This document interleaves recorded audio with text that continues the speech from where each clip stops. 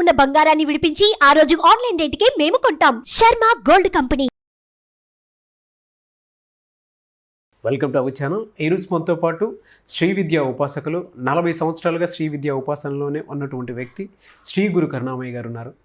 చాలామందికి రకరకాల సమస్యలు అయితే ఇబ్బందులు పడుతూ ఉంటారు, కానీ ఆర్థిక సమస్యనే ప్రధానంగా చూస్తూ ఉంటారు. కుటుంబ కలహాలకైనా, వ్యాపారంలో అయినా, ఏ పెట్టుబడిలో కనుక చూసుకున్నా సరే ఆర్థిక సమస్యలే ఎక్కువగా ప్రధానంగా చూపిస్తూ ఉంటారు. దాని నుంచి బయటపడాలంటే ఏం చేయాలి అనేది ఈరోజు మనం శ్రీ గురు కరుణామయ్య గారి మాటలోనే అడిగి తెలుసుకుందాం. నమస్తే. ఆర్థిక సమస్యలు అయితే ప్రతి ఒక్కరికి ఉంటాయండి. దాని నుంచి బయటపడడానికి ఏం చేయాలంటారు? మొట్టమొదట సమస్యని నేను గుర్తించే విధంలో ఉంది.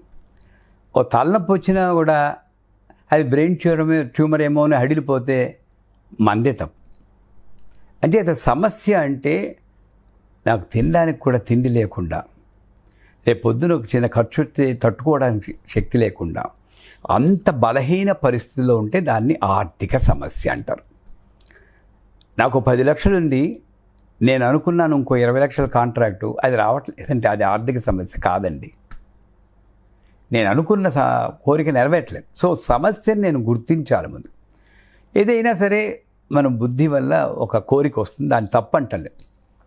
వచ్చినప్పుడు మంత్రాలు ఉన్నాయి, ఉపాసన పద్ధతులు ఉన్నాయి, కానీ ముందు చేయాల్సింది నేను చెప్పి తర్వాత సాధన పరిష్కారాలు చెప్తాను.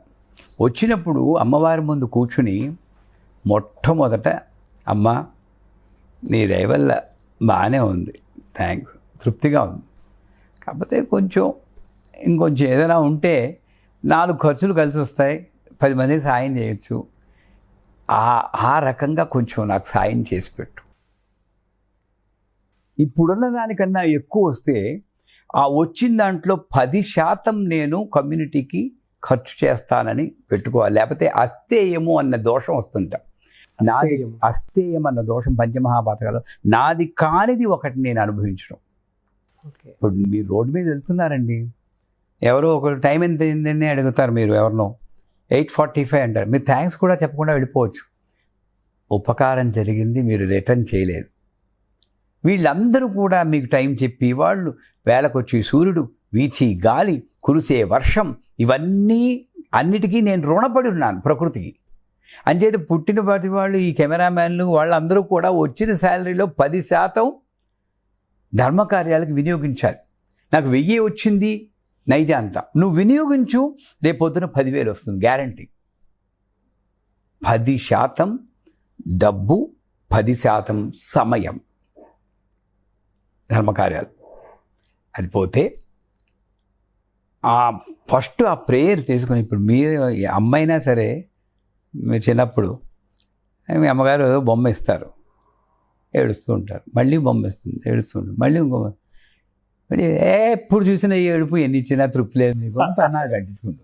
వీడు కూడా అదే, నీకు తిండి ఇచ్చింది, ఓ రూఫ్ ఇచ్చింది, పెళ్ళం ఇచ్చింది, పిల్లలు ఇచ్చింది, ఎందుకురా ఏడుపు? నువ్వు ముందు చెప్పిన దానికి తృప్తిగా థ్యాంక్స్ చెప్పు ఫస్ట్. హాయిగా ఉందమ్మా జీవితం, ఏదో అందరికీ పెళ్ళి లేకపోతే నాకు పెళ్లి చేసావు, కొంచెం ఏదో ప్రాబ్లమ్స్ ఉన్నాయి పర్వాలేదు, కానీ ఇది కూడా ఇస్తే బాగుంటుందను తప్పనిసరిగా నెరవేరుతుంది. ఓకే, తృప్తి ముందు రావాలి. అదే తుష్టి. శాంతిరస్తు, తుష్టిరస్తు, పుష్టిరస్తు, ఆరోగ్యమస్తు. తుష్టే పుష్టి, తృప్తే బలం. ఈ బలమైనటువంటి మనస్సుతో నేను మంత్రం చెప్తే వెంటనే పనిచేస్తుంది. ఏం చెయ్యాలి? 2 రకాలు ఉన్నాయి పరిష్కారం. తప్పకుండా. నేను ఇంతకుముందు చెప్పింది అనేక ప్రవచనాలు చెప్తాను. ఏలక్కాయలు, 27 ఏలక్కాయలు. మీరు అసలు డబ్బులు లేకపోతే ఏలక్కాయలు ఎలాకుండా ఎలా సంపాదించాలి, తప్పదు. లేదు మా లాంటి వాళ్ళకు ఫోన్ చేయండి, మేము పంపిస్తాం. మీరైనా పంపిస్తారు, మీ ఛానల్ వాళ్ళు పంపిస్తారు. మేము ఇప్పుడు చెప్పాం కదా, మీ ఛానల్ వాళ్ళు కూడా 10% వాళ్ళకి ఖర్చు చేయాలని. ఏలక్కాయలు పంపించండి. 27 ఏలక్కాయలు ఒక 10 సెకండ్లు నానబెట్టి నీళ్ళల్లో, ఎక్కువ నానితే మెత్తబడిపోతాయి. ఆ ఏలక్కాయల్ని ఒక సూది తీసుకుని దారం 2 పేటలు వేసి దానికి కొంచెం పసుపు రాసి ఒక్కొక్క ఏలక్కాయని ఇలా గుచ్చుతూ ఓం నమో నారాయణాయ, ఓం నమో నారాయణాయ. ఈ మంత్రం అష్టాక్షరి మంత్రాన్ని మెల్లిగా, ఎంత మెల్లిగా చెప్తే అంత ఫలితం. అది చెప్తూ ఒక మాల కింద కూర్చాలి, ఏలా సుగంధమాల. ఏలా సుగంధమాల. ఆ మాల 27 ఎందుకు? మనం ఎన్నో జన్మల్లో 27 నక్షత్రాల్లో పుట్టుంటాం. అవును. పిల్లికి కుక్క కూడా జన్మ నక్షత్రాలు ఉంటాయి, అవి పట్టించుకోవు, జాతకాలు చూడవు, మనం చూస్తాం, అంతే తేడా. ఏ రూపంలో మనం జన్మించినా జన్మ నక్షత్రం ఉంది. అంటే 27 నక్షత్రాల్లో పుట్టి ఎన్ని జన్మల్లో ఏవేవైతే చేసానో కర్మలన్నీ చేర్చి కూర్చిన కర్మమాల బ్రహ్మ మీకిచ్చి పంపును బరువుమాల అని స్తోత్రం ఉంది. అంచేత కర్మలన్నీ చేర్చి కూర్చిన కర్మమాల.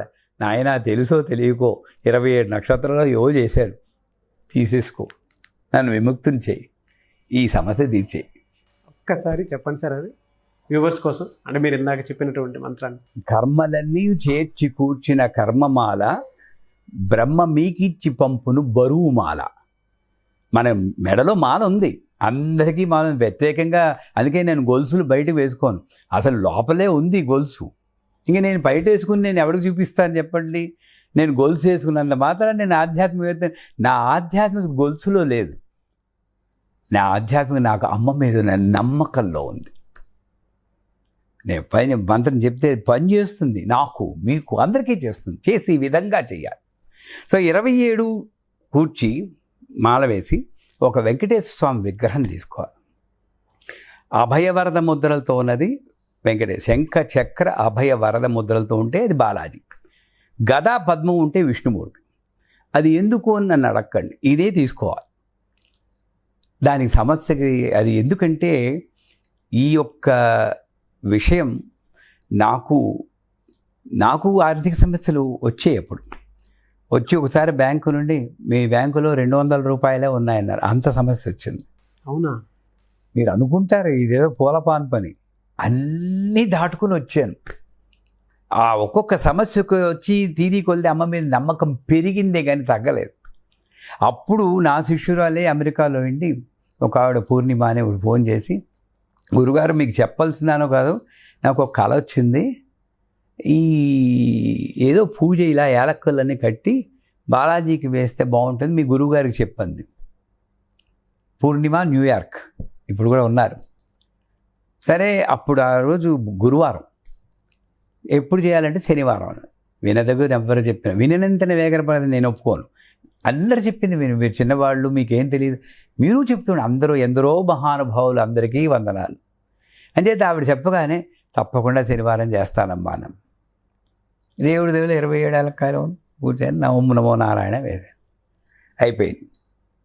శనివారం అయిపోయింది, ఆదివారం, సోమవారం ఈసారి న్యూ జెర్సీ నుండి వచ్చింది.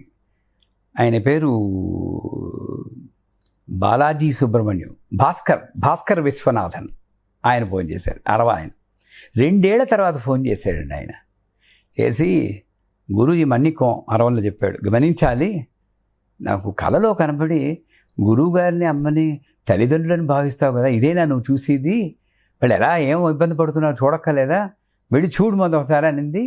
మీ పెర్మిషన్ లేకుండా 50,000 రూపాయలు మీ బ్యాంకులో వేశానండి.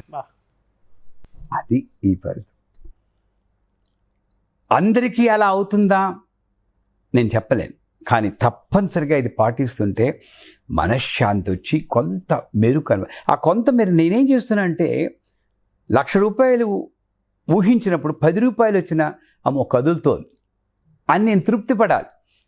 రైలు అరగంట ఆగిపోయింది అనుకోండి, కొంచెం అలా అమ్మయ్య కదిలితే అనుకుంటావా లేదా? అవును, అనుకుంటా. అంతేగాని వెంటనే వెళ్ళి హైదరాబాద్ చేరిపోవాలని అనుకోకూడదు.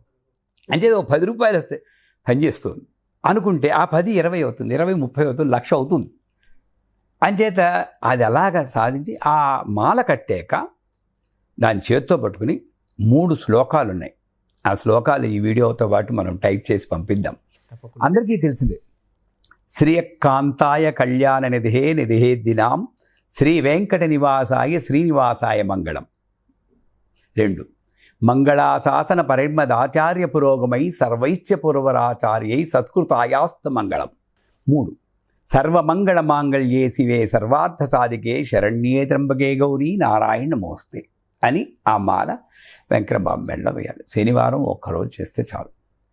ఇలా ప్రతి శనివారం చేయాలి. ఇంతకుముందు వేసిన మాలని ఈ మాల వేసాక ఆ మాల తీసేసి దాచుకోవాలి. ఇలా ఒక 50 శనివారాలు అంటే ఓ సంవత్సరం, ఈ లోపల సమస్య తీరుతుంది. అట్లీస్ట్ ఒక ఇంప్రూవ్మెంట్ కనబడుతుంది గ్యారంటీగా. నేనేం చేస్తున్నాను, ఆ చెట్టు చుట్టూరా ప్రదక్షిణ చేస్తే పిల్లలు పుడతారంటే మొదటి ప్రదక్షిణానికే ఇలా తడువుకుంటున్నాను. అది తప్పు. ప్రదక్షిణ చెయ్యాలి, మిగతాది వాళ్ళకు వదిలేయాలి. అలాగా ఈ పూజ చేస్తే ఏడాది తర్వాత వచ్చినవి మనం ఒక హోమం చేయాలి. ఆ హోమం చేసి పద్ధతి కూడా తర్వాత మిగతా వీడియోల్లో చెప్పుకుందాం ఎప్పుడైనా వీలుంటే. మీ అంతటా మీరే 10 నిమిషాల్లో హోమం చేయించండి. ఎవరి మీద డిపెండ్ అవ్వక్కర్లేదు. ఓకే. ప్రతి ఒక్కళ్ళు వాళ్ళ పూజలు వాళ్ళ హోమాలు చేసుకోవాలనే మా తాపత్రయం. ఎవ్వడి మీద మీ సమస్య నా సమస్య అవ్వదండి. ఎప్పుడును మీరు పురోహితుల్ని బ్రాహ్మణుని తిట్టుకుని ప్రయోజనం లేదు. ఎందుకు అవుతుందండి? మీ సమస్య మీది, నా సమస్య నాది. అంటే మీరే మీ సమస్యకి పరిష్కారం చేసుకుంటే ఇంత పవర్ఫుల్గా ఉంటుంది కదా. అది మేము చెప్తాం. అందరూ మంత్రం చదవచ్చు అని వాడినే నేను. నువ్వు చదవకూడదు, మంత్రానికి అర్హత లేదని చెప్పడానికి నాకు అర్హత లేదు. అంచేత ఈ హోమాన్ని చేసుకుని ఆ హోమ గుండంలో ఓం నమో నారాయణ స్వాహ, నారాయణాయ స్వాహ అని అది ఆహుతులు వేయాలి. అది తర్వాత చేసుకో. ముందు ఈ మళ్ళీ చెప్తున్నాను, 27 ఏలక్కాయలు తీసుకుని నీళ్ళల్లో నానబెట్టి 10 సెకండ్లు కాస్త పసుపు వేస్తే మరీ మంచిది. ఒక దారం 2 పేటలు వేసి దానికి కూడా కొంచెం పసుపు రాసి ఏలక్కాయలు ఒక్కొక్కటి తీసుకుని మెల్లిమెల్లిగా చాలా నెమ్మదిగా, ఏదో తొందరగా కాకుండా చెప్పించాలి సార్. ఓం నమో నారాయణాయ అష్టాక్షరి మంత్రాన్ని జపం చేస్తూ 27 మాలలకి దాన్ని మాలా వేసి ఈ 3 శ్లోకాలు ఇందాక చెప్పాను, ఆ 3 శ్లోకాలు పఠిస్తూ ఆఖరి శ్లోకంలో విగ్రహానికి వెయ్యాలి. తప్పనిసరిగా అమ్మవారు ఏదో రూపంలో మీకు సాయం అందిస్తుంది. అందే సాయాన్ని నేను ఎరిగి గుర్తించి దానికి మళ్ళీ కృతజ్ఞత చెప్పుకొని, అమ్మ ఏదో పని చేస్తుంది, పర్వాలేదు, థ్యాంక్స్ అని ఎప్పటికప్పుడే కృతజ్ఞతాపూర్వకంగా చేయాల్సిందే పూజ, కానీ ఎదురుచూపులు చూస్తూ చేసేది కాదు.